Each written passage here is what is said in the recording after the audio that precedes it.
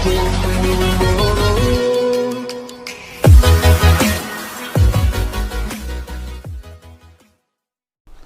Everyone, welcome back to the banking examine channel. आज के इस वीडियो में हम लोग वैसे 5 मिसलेनियस के क्वेश्चंस देखेंगे जो कि हर एक बैंक के एग्ज़ाम में आता ही आता है।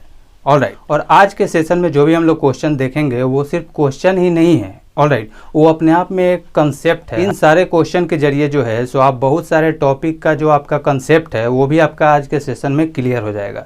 ऑलराइट, इसलिए आप वीडियो को पूरा शुरू से लास्ट तक जरूर देखिएगा। और अगर आप नए हैं इस चैनल पे तो इस चैनल को सब्सक्राइब करें, और वीडियो अगर आपको पसंद आता है तो इसको लाइक भी करें। ऑलराइट, और सारे वीडियो के PDF को लेने के लिए आप हमारे टेलीग्राम चैनल से जुड़ सकते हैं, उसको ज्वाइन कर सकते हैं। ऑलराइट, और एक बात मैं और कहना चाहता हूँ कि मैंने ये जो व्हाट्सएप नंबर आपको दिया है वो आपको दिया है ताकि आपके जो भी क्वेरी हैं, जो भी आपके क्वेश्चंस है वो मुझसे पूछ सकते हैं। ऑलराइट, कुछ फ्रेंड्स जो मेरे हैं, कुछ दोस्त हैं, मेरे भाई लोग जो हैं सो मुझे हाय हेलो का मैसेज कर रहे हैं। ऑलराइट, ये व्हाट्सएप का नंबर मैंने इसलिए नहीं दिया कि हम लोग हाय हेलो करें और अपना टाइम वेस्ट करें। ऑलराइट, आप जो है अपना क्वेरी यहाँ पे मुझसे पूछ सकते हैं। ठीक है, तो चलिए हम लोग इस वीडियो को शुरू करते हैं, देखते हैं पहला क्वेश्चन क्या है। फर्स्ट क्वेश्चन जो हमारे पास है उसमें बोल रहा है कि Ram sells an article at a gain of 12.5%। Alright, यानी राम जो है एक आर्टिकल को बेचता है 12.5% प्रॉफिट में। ऑलराइट, आगे लिखा हुआ है कि if he had sold it at ₹22.50 मोर, यानी कहने का मतलब है कि अगर वो अपने आर्टिकल को 22.5 ज़्यादा में बेचता तो ही वुड हैव गेन 25%, यानी उसको जो प्रॉफिट होता वो 25% का प्रॉफिट होता। ऑलराइट, इतना दिया हुआ है। Then CP equal to what, यानी आपको CP निकालना है। ठीक है, देखिए क्वेश्चन लिखा हुआ है आपको इंग्लिश में। ऑलराइट, मैं इसको हिंदी में आपको बताऊंगा। मेरे जिन जिन फ्रेंड्स को इंग्लिश में प्रॉब्लम है मैं उनको हिंदी में इसको बोल के बता रहा हूँ। ऑलराइट, और जिनको हिंदी में प्रॉब्लम है क्वेश्चन इंग्लिश में यहाँ पे आपका लिखा हुआ है। ठीक है, तो ये बाइलिंगुअल सेशन होने वाला है, यानी किसी को कोई प्रॉब्लम नहीं आएगा। ऑलराइट, चलिए फिर इसको हम लोग डीपली समझते हैं कि क्वेश्चन का पैटर्न क्या है, क्या क्वेश्चन पूछ रहा है। आपको पहले दिया हुआ है, देखिए जब राम किसी आर्टिकल को सेल करता है तो उसको प्रॉफिट कितना होता है, 12.5% का प्रॉफिट होता है। ऑलराइट, फिर लिख रहा है कि if he had sold it at ₹22.50 मोर, यानी अगर वो इसी आर्टिकल को 22.5 रुपया और ज़्यादा में बेचता तो ही वुड हैव गेंड 25%। तो ये जो इसका प्रॉफिट है वो इसका प्रॉफिट हो जाता है 25%। ठीक है, इसको समझिए कि अगर ये 22.5 रुपया ज़्यादा में अगर ये नहीं बेचता, ठीक है, ये 22.5 रुपया ज़्यादा में नहीं बेचता तो इसका प्रॉफिट 12.5% ही होता। ठीक है, लेकिन ये 12.5 से जो है 12.5 से ये 25% हो रहा है। क्यों हो रहा है? क्योंकि यहाँ पे 22.5 रुपया आपने बढ़ा दिया है, राम ने 22.5 रुपया ज़्यादा में बेचा, इसलिए ये 12.5 से 25% हो गया है। ठीक है, तो देखिए कितना यहाँ से बढ़ा, परसेंटेज में कितना इंक्रीजमेंट हुआ, तो इसको हम लोग लिखें 25% माइनस 12.5%। ठीक है, और ये जो डिफरेंस है परसेंटेज में कितना बढ़ा, आपका इतना बढ़ा। ठीक है, इसका डिफरेंस लीजिएगा तो कितना बढ़ा आपको पता चल जाएगा। तो यहाँ पे ये परसेंटेज में इंक्रीज़ हुआ है, और इधर नंबर में कितना इंक्रीज़ हुआ है, 22.50 रुपीज़। देखिए ये दोनों चीज़ एक ही है। ठीक है, अब इसको समझिए कि हमने क्यों इसके डिफरेंस को इसके बराबर किया, इस बात को आप पहले समझिए। देखिए अगर ये 22.5 रुपया ज़्यादा में नहीं बेचता, ठीक है, तो प्रॉफिट तो इसका 12.5 रुपया ही होता। ठीक है, लेकिन ये 22.5 रुपया में जब बेचता है, यानी इतना का जब इंक्रीजमेंट कर देता है, ठीक है, तब ये 12.5 से 25% प्रॉफिट उसका पहुंच जाता है। Are you getting my point? ठीक है, तो यहाँ से देखिए नंबर में 22.5 रुपया बढ़ रहा है और परसेंटेज में हमारा कितना बढ़ा, 25 में से 12.5 को घटाइएगा तो जो डिफरेंस होगा उतना ही परसेंटेज में बढ़ता है। तो दोनों चीज़ एक ही है, इसलिए हमने इसको इक्वेट किया है। ठीक है, यानी जो यहाँ परसेंटेज में चेंज आया उसी चीज़ को यहाँ पे लिखा हुआ है नंबर में, तो दोनों एक ही चीज़ है तो इक्वेट कर सकते हैं ना, इसलिए हमने दोनों को इक्वेट कर दिया। ठीक है, अब देखिए 25% में से 12.5% आप माइनस कीजिएगा, कितना आएगा 12.5%। ठीक है, और इधर हो जाएगा 22.50। ऑलराइट, अब यहाँ पे देखिए ये जो है सो पॉइंट में है, ठीक है, और इसको दोनों तरफ 2 से मल्टीप्लाई कर दीजिएगा तो एक परफेक्ट नंबर में हो जाएगा। तो ये कितना होगा, 2 से मल्टीप्लाई जब दोनों तरफ करेंगे तो ये कितना हो जाएगा, ये तो हो जाएगा 25% और ये कितना हो जाएगा 45 रुपीज़। ठीक है, तो अब जो हमारा है 25% इक्वल टू 45 है। ठीक है, क्वेश्चन आपका पूछ रहा है कि what is CP, CP equal to क्या होगा। ठीक है, तो आप लोग जानते होंगे कि सीपी इज ऑलवेज 100%। जानते हो कि सीपी अपने आप में कितना होता है, सीपी हमेशा 100% होता है, यानी एक्चुअली में आपको निकालना क्या है, 100% निकालना है। ठीक है, तो देखिए 25% तो आपका यहाँ दिया हुआ है, इसमें अगर 4 से मल्टीप्लाई कर दीजिएगा तो ये 100 हो जाएगा, 100%। और जब भी हम लोग इक्वल टू में 2 होता है तो अगर हम लेफ्ट साइड भी 4 से मल्टीप्लाई कर रहे हैं तो राइट साइड भी आपको 4 से मल्टीप्लाई करना होगा। ऑलराइट, तो इधर भी 4 से मल्टीप्लाई कीजिए, कितना होगा, यानी 100% इक्वल टू आपका क्या आ गया, 180। ठीक है, so this is your answer. Alright, क्योंकि 100% ही हमको निकालना था ना, सीपी 100% होता है, हमने यहाँ पे 100% इक्वल टू 180 निकाले हम लोग। ठीक है, अब ऑप्शन में देखिए तो ऑप्शन नंबर कौन सही होता है आपका, डी नंबर सही हो जाता है।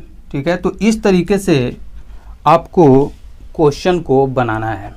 ठीक है, अब देखिए बहुत सारे फ्रेंड्स कहते हैं कि मैं ट्रेडिशनल मेथड से बनाता हूं, तो उसमें कोई प्रॉब्लम नहीं है। ठीक है, आप बनाते हैं अच्छी बात है, क्योंकि नॉलेज आपका कहीं ना कहीं यूज़ होगा।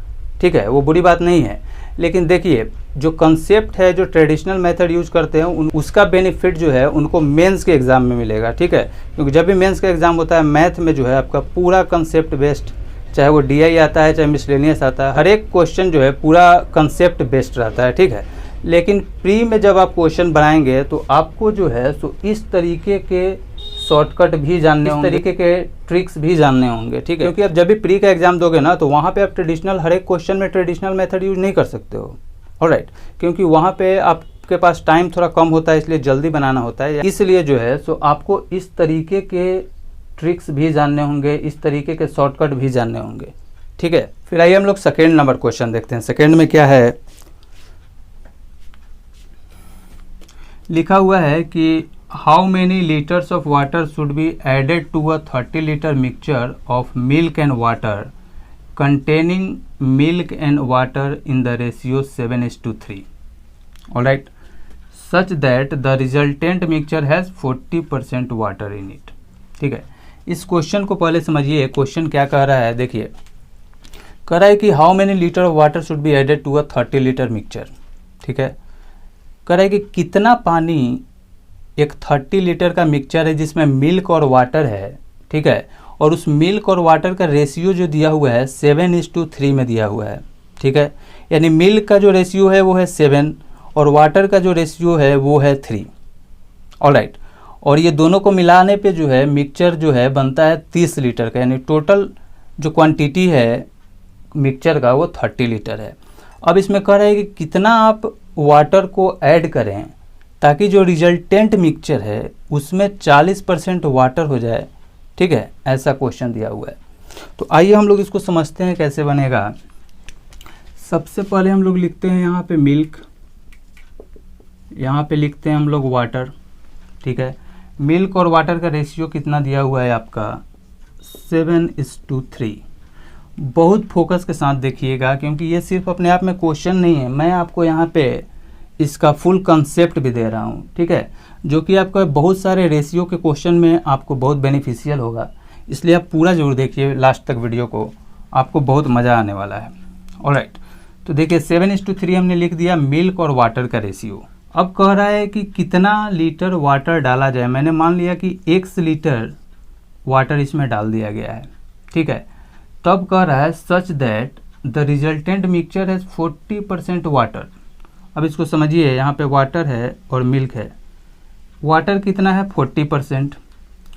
तो जब मिक्सचर अपने आप में हमेशा 100% होता है ना, तो जब वाटर 40% है तो मिल्क कितना हो जाएगा 60%। ठीक है, तो ये जो रिजल्टेंट मिक्सचर है इसका रेशियो क्या आ जाएगा मिल्क और वाटर का 3:2 आ जाएगा। ठीक है, मिल्क और वाटर का रेशियो रिजल्टेंट में कितना आएगा, क्योंकि 40% अगर वाटर था तो मिल्क 60% हो गया। जब इसको आप कैंसिल आउट कीजिएगा तो रेशियो क्या होगा 3:2, यानी मिल्क का जो रेशियो है वो है 3 और वाटर का जो रेशियो है वो है 2। ऑलराइट, तो इसको अब हम लोग यहाँ लिख देते हैं कि अब जो इसका मिल्क और वाटर का रेशियो रिजल्टेंट में है वो है 3:2। ऑलराइट, अब इसको हम लोग इरेज कर देते हैं।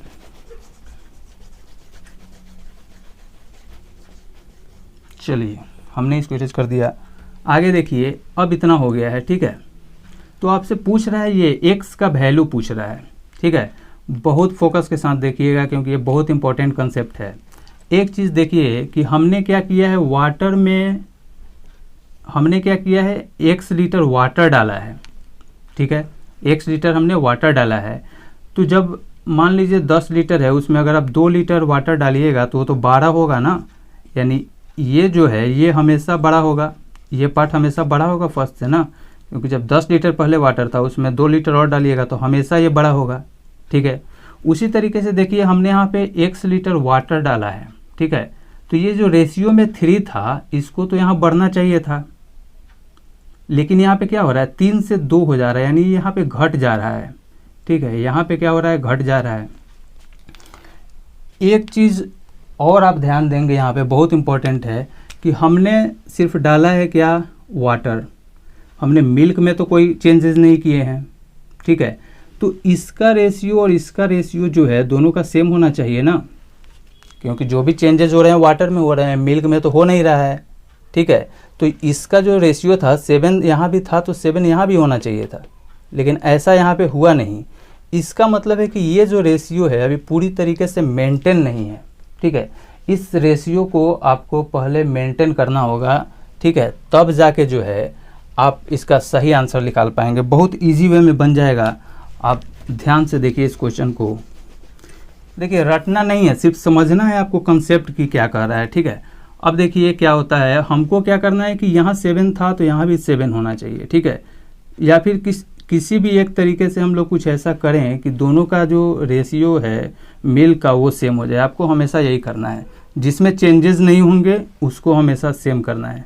तो इसमें हम लोग 7 से मल्टीप्लाई कर सकते हैं, ठीक है। 7 को हमने यहाँ मल्टीप्लाई किया, 3 को यहाँ मल्टीप्लाई कर दिया, और ये दोनों तरफ करना है, ठीक है, एक ही तरफ नहीं है, दोनों तरफ करना है,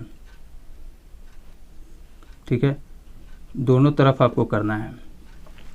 तो अब देखिए कितना हो जाएगा, यहाँ पे हो जाएगा 21, 3 × 7 क्या होगा 21, 3 × 3 9, ठीक है। यहाँ पे कीजिए तो क्या हो जाएगा 21 और 14।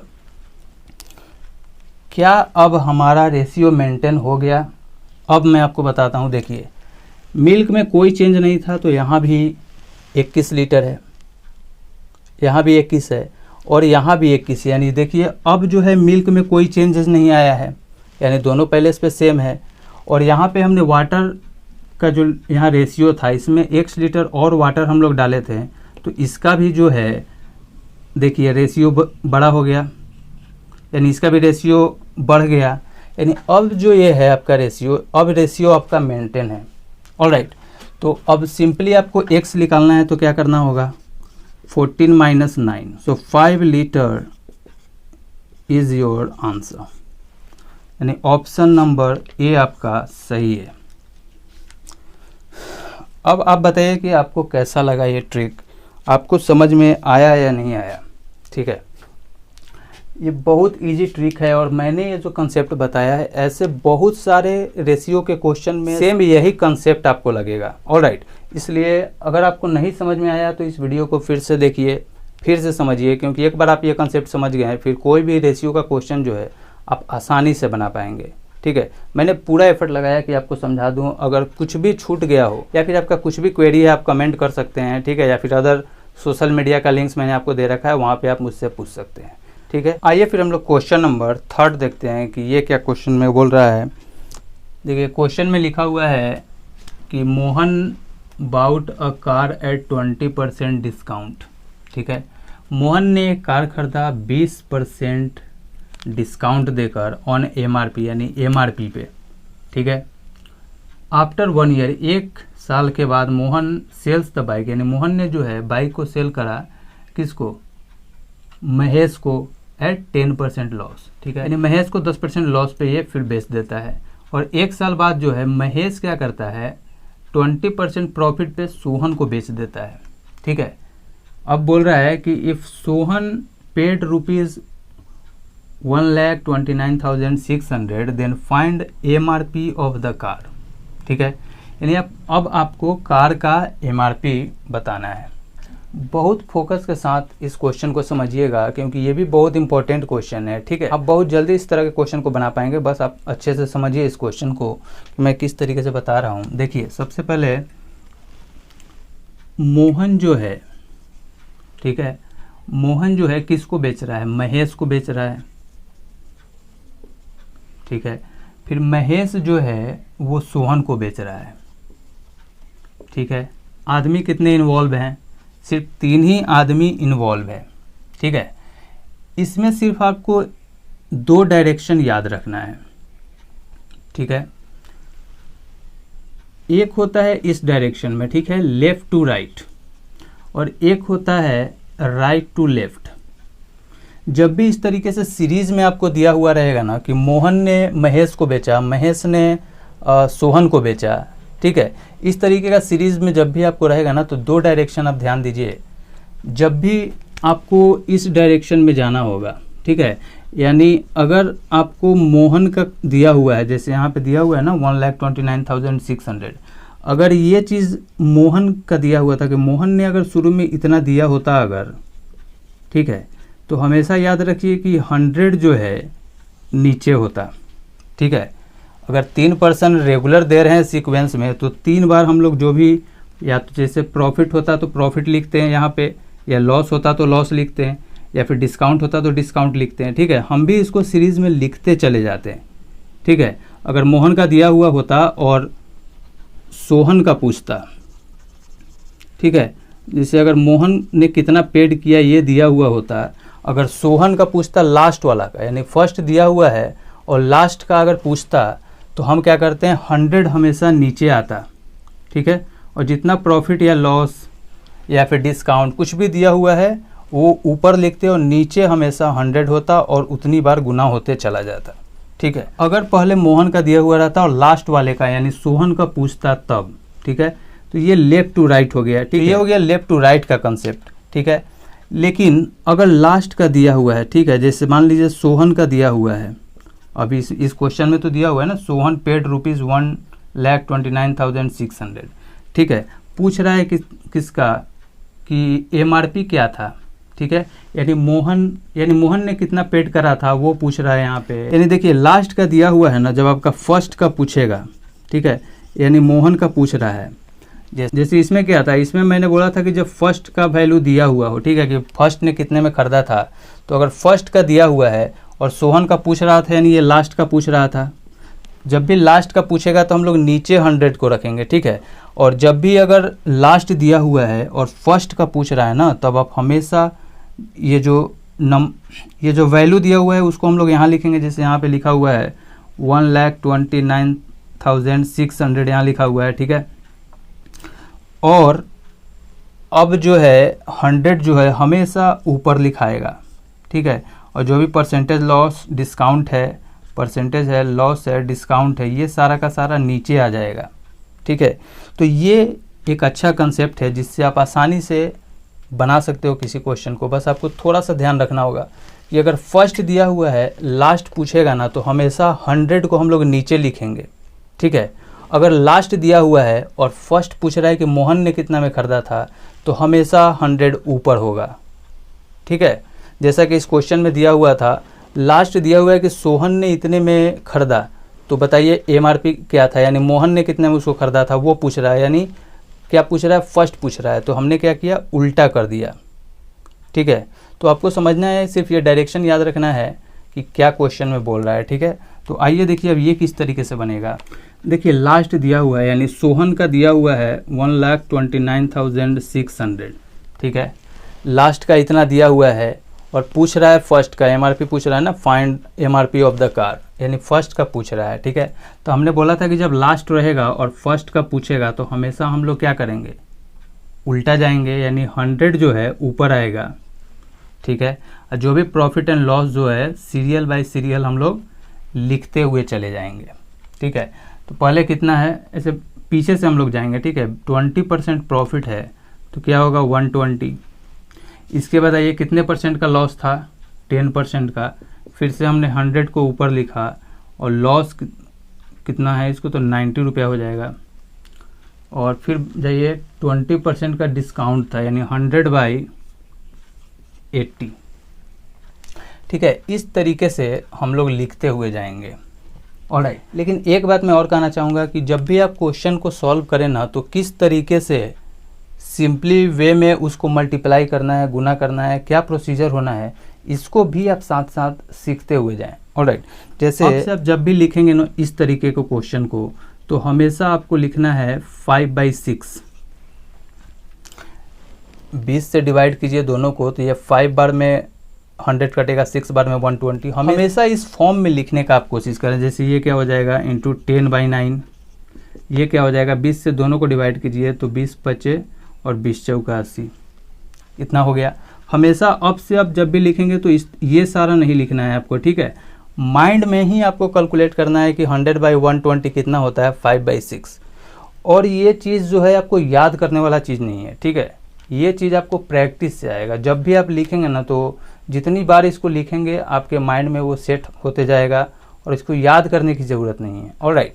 तो इस पर आप ध्यान दीजिए, ठीक है। आइए फिर देखते हैं इसको हम लोग कितना इसका आंसर होगा। आइए फिर इसको हम लोग कैलकुलेट करते हैं। देखिए इसको 5 टाइम्स में कटेगा, ये 2 बार में कट जाएगा 2 से, ठीक है। अब ये तीनों को मल्टीप्लाई कीजिए, 6 × 9 × 2 कितना हो जाएगा, 6 दूना 12, 108 हो गया, ठीक है। इससे अब डिवाइड कीजिए, इसको कितने बार में जाएगा, 1 टाइम्स में, ठीक है। और फिर 2 टाइम्स में जाएगा, यानी 1200 ये हो गया, ठीक है। 1200 जो है 1200 से 108 से जब डिवाइड देंगे इतना में, तो 1200 आपका आ रहा है। अब देखिए इसको किस तरीके से मल्टीप्लाई करना है। भले आपको लगे कि ये तो ऐसे ही मल्टीप्लाई किसी भी तरीके से किया जा सकता है, लेकिन एक आसानी से कैसे होगा वो हम लोग देखते हैं। देखिए 5 को क्या कीजिए, 12 से मल्टीप्लाई कीजिए, कितना हो जाएगा 60, ठीक है। यहाँ बचा 25। 25 को जब 6 से मल्टीप्लाई करेंगे हम लोग तो कितना आ जाएगा, 25 छक 150, ठीक है।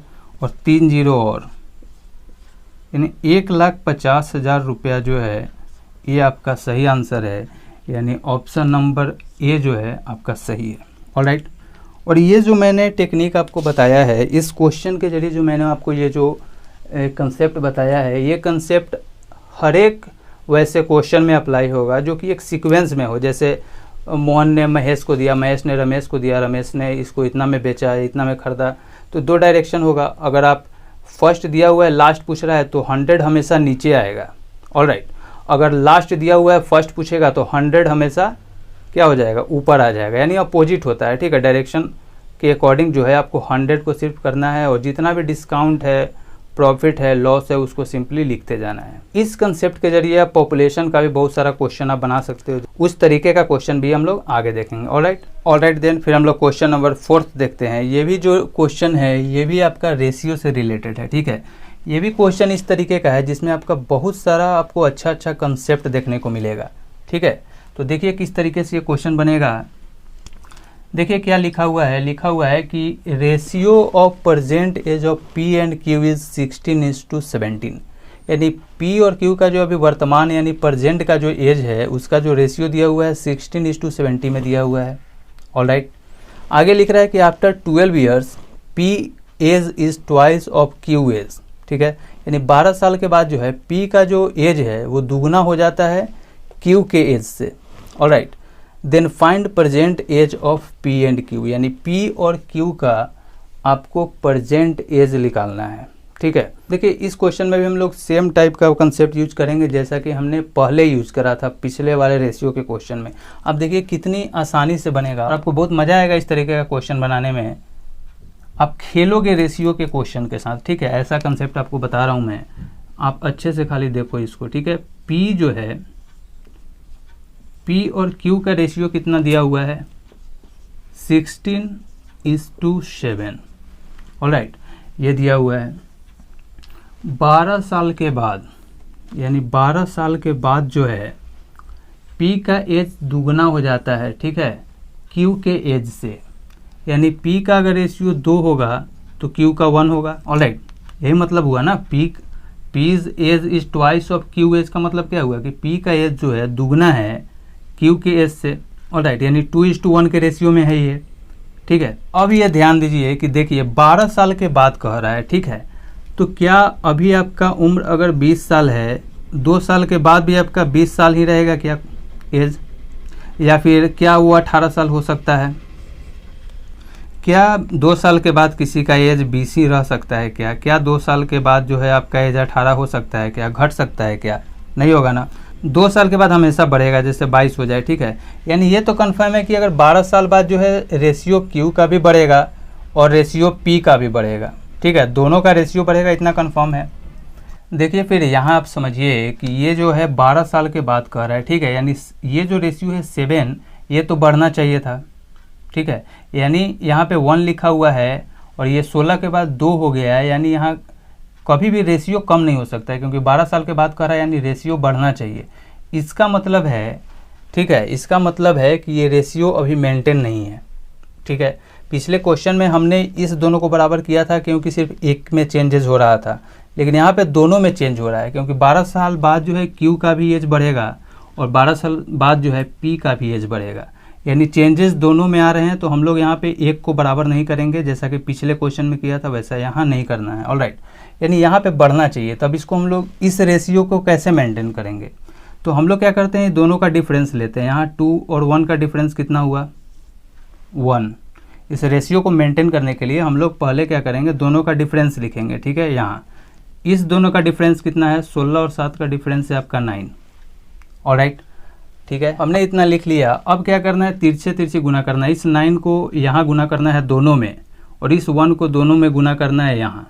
ठीक है, तो 9 से जब ये दोनों में मल्टीप्लाई कीजिएगा कितना हो जाएगा? 18 और 9। ठीक है, इस 1 को जो है तिरछे तिरछे गुना करना है। ठीक है, यानी इसको इधर गुना करना है और इसको इधर गुना करना है। तो 1 से इसमें मल्टीप्लाई कीजिएगा तो ये 16 और 7 ही रह जाएगा। ऑलराइट, यहाँ तक आई होप आपको समझ में आ गया है कि मैं क्या बोलना चाह रहा था, आपको समझ में आ गया होगा। अब देखिए, अब रेशियो मेंटेन है। ठीक है, अब देखिए 16 और 18 में डिफरेंस कितना है? 2 का। 7 और 9 में डिफरेंस कितना है? 2 का। ठीक है, तो ये जो 2 का डिफरेंस है ये बराबर होगा 12 के। ठीक है, क्योंकि जितना रेशियो में डिफरेंस होगा ना, उतना ही यहाँ नंबर में भी डिफरेंस होता है। ठीक है, क्योंकि 12 साल के बाद ही ये 7 से जो है 9 हो गया है, यानी रेशियो में जो हमारा एज बढ़ा है वो 7 से 9 हो गया है। यानी यहाँ जो डिफरेंस आया है रेशियो में 2 का है, और यहाँ पे एज में जो है 12 साल का डिफरेंस दिया हुआ है। ऑलराइट, तो देखिए 1 equal to ratio 1 equal to क्या हो जाएगा? 6। आपसे पूछ क्या रहा था? Find present age of P and Q पूछ रहा था। ऑलराइट, यानी पी का परसेंटेज क्या होगा? अब देखिए पी का जो प्रेजेंट एज का जो रेशियो है वो है कितना? 16। तो यहाँ पे जब हम लोग 16 निकालेंगे तो क्या होगा? 16 इंटू 6 इक्वल टू 96। ठीक है, यानी पी का जो प्रेजेंट एज है वो हो गया आपका 96। ठीक है, अब क्यू का प्रेजेंट एज का जो रेशियो है वो है रेशियो में 7। ठीक है, 1 रेशियो इक्वल टू 6 है, तो जब 7 आप निकालेंगे तो 6 इंटू 7 क्या होगा? 42। ये क्यू का परसेंटेज हो गया। ठीक है, ऐसा कौन से ऑप्शन में है? ऑप्शन नंबर सी जो है आपका सही आंसर है। ठीक है, तो देखिए आप अगर ये कंसेप्ट समझ गए ना, तो समझिए कि आप रेशियो के क्वेश्चन के साथ जो है आप खेलना शुरू कर दोगे। ठीक है, और आपको बहुत मज़ा आएगा इधर से कैलकुलेट करना, मल्टीप्लाई करना। जब आप ये कंसेप्ट सीख जाओगे ना तो बहुत मज़ा आएगा आपको इस तरीके का क्वेश्चन बनाने में। ठीक है, आप खेलना शुरू कर दोगे इस तरह के क्वेश्चंस के साथ। ऑलराइट, फिर आइए हम लोग लास्ट क्वेश्चन देखते हैं। ये भी क्वेश्चन बहुत आसान है, देखिए कितनी जल्दी आप क्वेश्चन को बना सकते हैं। ठीक है, ये क्वेश्चन भी मेमोरी बेस्ड क्वेश्चन है, बैंक्स पीओ में आ चुका है, आईबीपीएस में क्वेश्चन पूछा जा चुका है। अब देखिए कितनी आसानी से बनाया जा सकता है, इसको हम लोग समझते हैं। क्वेश्चन में लिख रहा है कि a sum was put at simple interest. ठीक है, सिंपल इंटरेस्ट पे कोई सम जो है एट अ सर्टेन रेट, किसी रेट से 3 साल के लिए देता है। ठीक है, आगे लिख रहा है कि had it been put at 1% higher rate it would have fetched ₹5100 more then find the sum. ठीक है। यानी कह क्या रहा है कि किसी सम को यानी प्रिंसिपल पे आर रेट से या किसी एक सर्टेन रेट 3 साल के लिए सिंपल इंटरेस्ट पे दिया जाता है, ठीक है। ये हमारा क्वेश्चन है। आगे लिख रहा है कि had it been put at 1% higher rate it would have fetched ₹5100 more. यानी कह रहा है कि अगर 1% और हायर रेट पे दिया जाता तो वो जो है 5100 उसको ज़्यादा मिलता है इंटरेस्ट। ऑलराइट, तो आपको सम निकालना है यानी प्रिंसिपल निकालना है। ये क्वेश्चन में अभी तक ऐसा कहा गया है। ऑलराइट, अब देखिए जैसा कि आप जानते हैं कि सिंपल इंटरेस्ट जो है हर एक साल लगता है, ठीक है, ईयर बाय ईयर लगता है। तो यहाँ पे देखिए क्या कह रहा है कि 3 ईयर में, ठीक है, 3 ईयर में जो इसका इंटरेस्ट था बढ़ के कितना हो गया है, ठीक है, आपको होता है 5100 रुपया, ठीक है। 3 साल में आपका इंटरेस्ट बढ़ के कितना हो गया, क्योंकि यहाँ पे 1% हायर रेट होने के कारण जो इसका आपका इंटरेस्ट था 5100 रुपया हो गया, बढ़ के आपको ज़्यादा मिलता है, ऐसा यहाँ पे लिखा हुआ है। यानी आप जानते हैं कि सिंपल इंटरेस्ट जो है हर एक साल लगता है, ठीक है। कंपाउंड इंटरेस्ट में इंटरेस्ट पे भी इंटरेस्ट लगता है, ऑलराइट, बट सिंपल इंटरेस्ट हर एक साल आपको सेम अमाउंट में जो है लगता है उस पर, ठीक है। तो 3 साल में जब उसको 5100 रुपया मिला है इंटरेस्ट के रूप में ज़्यादा, तो 1 ईयर में कितना ज़्यादा मिला होगा, 1700 रुपया ज़्यादा मिला होगा ना। अगर 3 ईयर में उसको 5100 रुपया ज़्यादा मिला है इंटरेस्ट, ठीक है, तो 1 ईयर में कितना उसको मिला होगा ज़्यादा। अब मुझे एक बात बताइए कि ये जो 1700 रुपया ज़्यादा मिला है ये उसको क्यों मिला है, ठीक है। 1700 रुपया जो उसको ज़्यादा मिल रहा है एक साल में वो क्यों उसको मिला है, ठीक है। वो इसलिए मिला है क्योंकि जब रेट जो है आर से बढ़ के R+1% हो गया तब उसको 5100 रुपया मिल रहा था 3 साल में, ठीक है। अब उसको हर एक साल 1700 रुपया मिल रहा है। तो ये ज़्यादा क्यों मिल रहा है, क्योंकि आपने 1% रेट को बढ़ा दिया है, ठीक है। जब आप 1% रेट को आपने बढ़ाया है इसके कारण जो है आपको हर एक साल 1700 रुपया ज़्यादा आपको इंटरेस्ट मिल रहा है, ऑलराइट। तो ये 1700 क्यों बढ़ा, क्योंकि 1%, यही 1% जो है 1700 के बराबर है, ठीक है। यानी इसी 1% के कारण जो है ये 1700 रुपया इसको ज़्यादा मिल रहा है, ठीक है। तो ये 1% इक्वल टू कितना हो गया, 1700।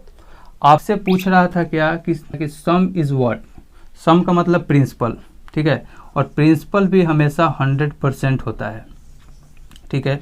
तो जब 1% आपको 1700 दिया हुआ है तो 100% क्या होगा,